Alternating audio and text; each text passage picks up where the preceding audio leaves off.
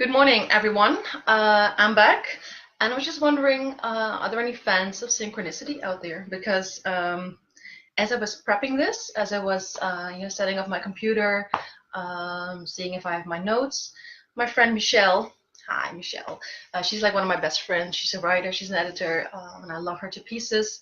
Um, she lives in another country, so we don't see each other a lot, but at least we text a lot.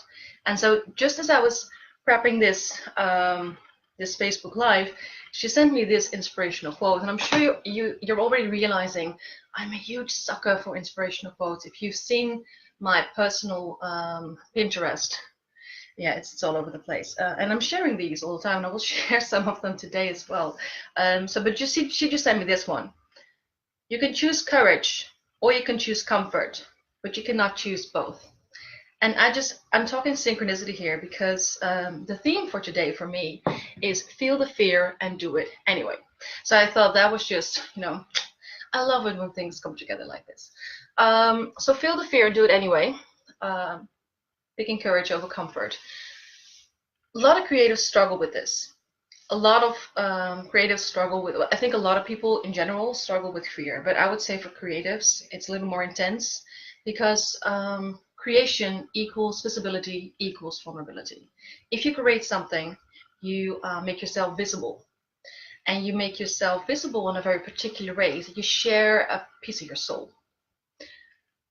So you are vulnerable there because when you open yourself up, when you create something and you put it out there, you open yourself up for all kinds of criticisms, good and bad.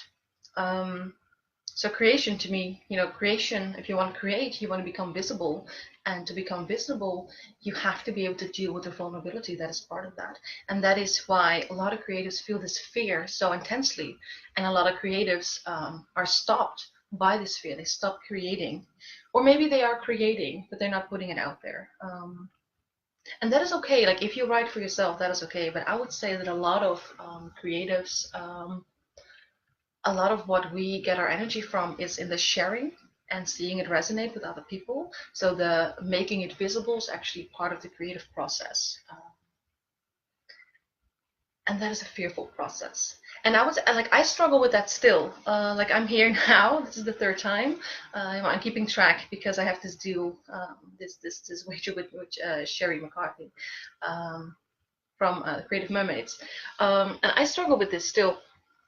And I will probably always, like, I'm not gonna say we're gonna like completely get over this. I think it's more about being able to handle it, than about like never feeling fear again. It's more about, okay, if fear comes up, how do you deal with that fear? But for example, this Sunday, so coming Sunday, an anthology comes out, and it's the first anthology in a series that me and my co-editor, Sheena Mary, have called, like, we call the series My Voice, My Story. And the whole idea behind the anthology is to present a platform for minority voices to become more present within the fictional canon, or the canon of fiction, rather. So it's about representation. It's about, like, we go against the idea that there is a norm in fiction in terms of who writes stories, but also which characters are portrayed within stories and in what way. So we wanted to create a platform where we invite minority voices to show their own, like, to show their own stories. So the first one's coming out this Sunday. It's about bisexuality, and so it comes out on Bi Visibility Day, which is the 23rd of September. And I've written the introduction. And writing an introduction to a book like that, that is taking a stand. It's taking a political stand. And that is scary because it means that, when you share your opinion, you open yourself up to reactions. And I know there will be good reactions, and I also know there will be bad reactions. I was going to say backlash, and I'm not sure whether there will be a backlash. But there will be people who are like, yeah, I don't know what you're doing here. And I just have to be okay with that. But I was afraid, like, as I was writing this introduction, I was afraid. Sheena Mary knows I was afraid. Some of my friends know I was terrified. But I'm doing it anyway. Because I also have this drive in me that says I have to do this. So I'm doing it anyway. And the same goes for my business. As I talked about before, I've been brainstorming a lot about how to take my business to another level. And I wasn't sure how. So the Facebook Live is part of that. But I had to hire this empowerment and business coach. Hi, Kelly. She's amazing. If you want to work with someone who cuts through your bullshit and make sure you're on your path, on the right track, and don't fall into any patterns that aren't that productive for you, contact me and I'll hook you up with Kelly because she's amazing and she works with women especially. Like she's a women's empowerment coach. So we talked about, I was figuring out what I want to do. So after a long session, I'm now setting up this 3-month one-on-one program for first-time writers. And when I say first-time writers, yes, I also mean those writers who have known they wanted to write a book, maybe about their own personal experiences, or maybe there's this fictional story that keeps showing up in your head. You have to bring it out, that you have to voice that story, but they just don't know where to start. They don't know how the process works yet. They want someone to guide them through that process. So it's for them. But when I say first time, I'm also referring to those writers who take themselves seriously for the first time, or maybe not take themselves seriously yet, but are ready to do so. They're also ready to cut through their own bullshit and get this show on the road. So when I say first time, it's both people who've never attempted to write a book, but also those who've tried and for some reason get stuck, don't know how to continue, self-sabotage themselves, and they want out, they're done. So I'm creating a program for those, a 3-month program for those people, and it's one-on-one. And this gave me so much fear. I knew I had to do it, but it gave me so much fear because who am I? This is the whole thing. The whole thing I'm doing this series. Who am I to say, oh, I'm a writing coach and I can help you with that? I have only 8 years of teaching experience, so who am I? Who am I to think that I can create a program like that?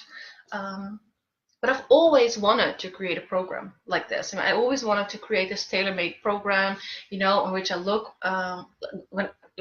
at clients, needs, their struggles, their aims, and together we create a program that will help to bring their work to the next level. And you know what? As I've been doing this, so I had this talk, I was already brainstorming different ways of doing, like different ways of setting up coaching programs, but I didn't actually pinpoint how it was going to be exactly until I talked to Kelly, and that was next week. So after our talk, I started doing this specific brainstorm. Okay, so now I know the format, I know who I want to work with, because the question arose, what kind of people am I already attracting in my coaching? Because I already do one-on-one coaching, but not in a sort of strict, time frame. And I know a lot of people need that time frame because then they have a goal and they'll be much more ready to make themselves finish. They're like, I have to do this within 3 months. So there's this, they can push themselves through it better. And so the question arose, what kind of clients am I attracting? And I'm already attracting these kind of clients, either people who don't know where to start or people who have started, don't know how to continue, and they need guidance through that. So why not create a program that is exactly for those people? Because I'm already attracting those anyway. But you know what? As I was doing it, so I was doing this very specific brainstorm. Okay, so what is this program going to look like? So I was thinking about, Skype calls, how many, email check-ins, personalized writing prompts, and journal prompts. How do I want this program to end? How are we going to start? What is going to be the center of attention? As I was doing that, I realized that excitement was taking over fear. So in the process, after I decided I'm just going to do this, I'm afraid, I'm scared shitless. But as I was doing it, I realized that my fear was taking a backseat and excitement was starting to take over the wheel. And that is exactly my point for today. Feel the fear, do it anyway, And then the fear will be replaced by excitement. It will be replaced by purpose. It will be replaced by love for what you're doing. But you have to start first, because this fear, once you start doing what you really want to do, you will be scared. That's part of, if you really want to do what you need to do, what you came here to do, that means you have to get out of your comfort zone. And the moment you get out of your comfort zone, you will be scared. But you won't start doing what you're meant to do if you don't get through that fear. And to get through that fear, you have to start doing it. So the fear will show up and you can deal with it. And dealing with it is just doing it. As I said, as I was doing it, trying to keep my, I was gonna say start breathing, because I have this tendency to stop breathing altogether.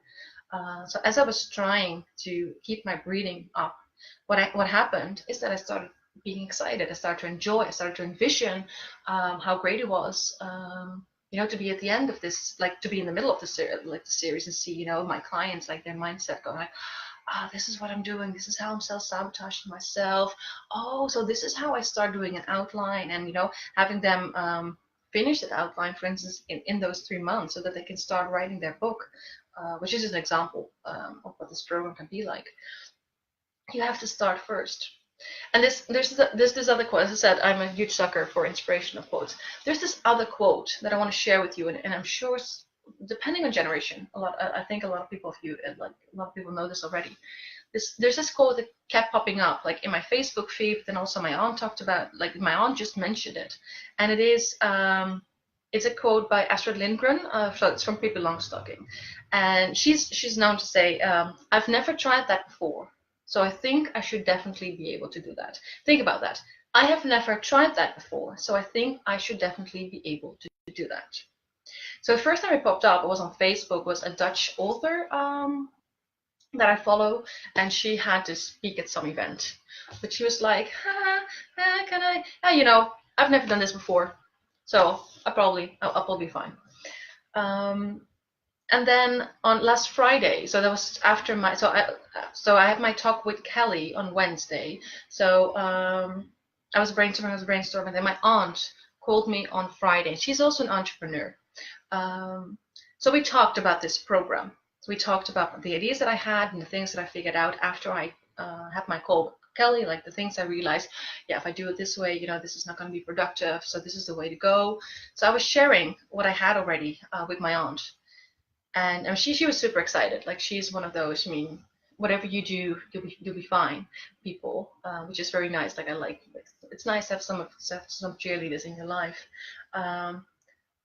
But when I was done, she said, "Well, you know what I always say to your cousin," so her 13-year-old daughter. She said, "I've never tried that before, so I think I should definitely be able to do that." And I was like, oh God, they just popped up a few days ago on my Facebook feed. And she was like, "Yeah, well, we say that to each other all the time." And I thought, that's a great way to bring up my cousin, because I was brought up by, "Are you sure you can do that? Are you sure you're able to handle that? Do you have the skills for that?"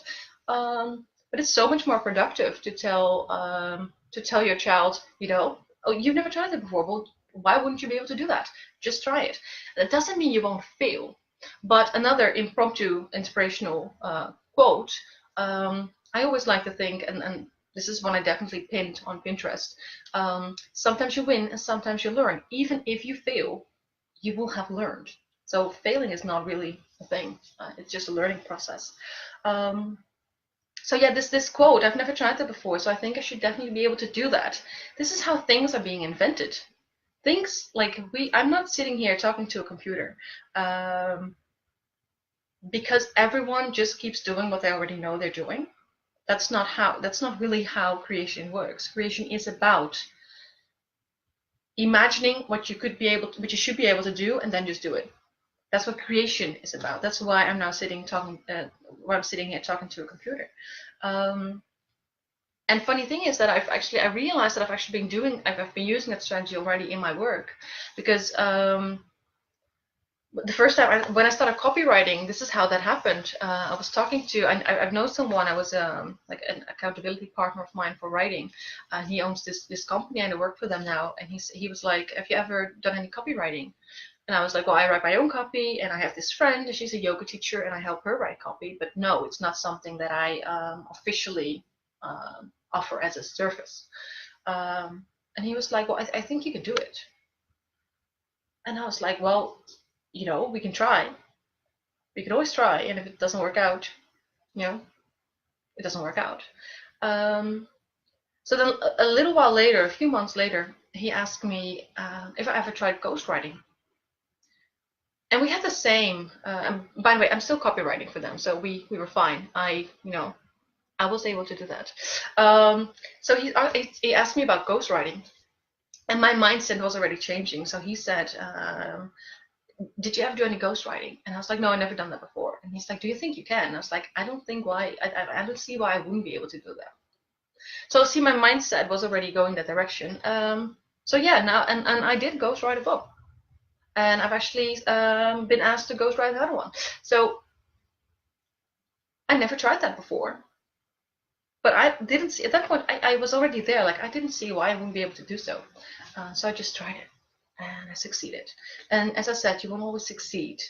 But that's okay. That's okay. I mean, failing is part of the process. It's a learning process.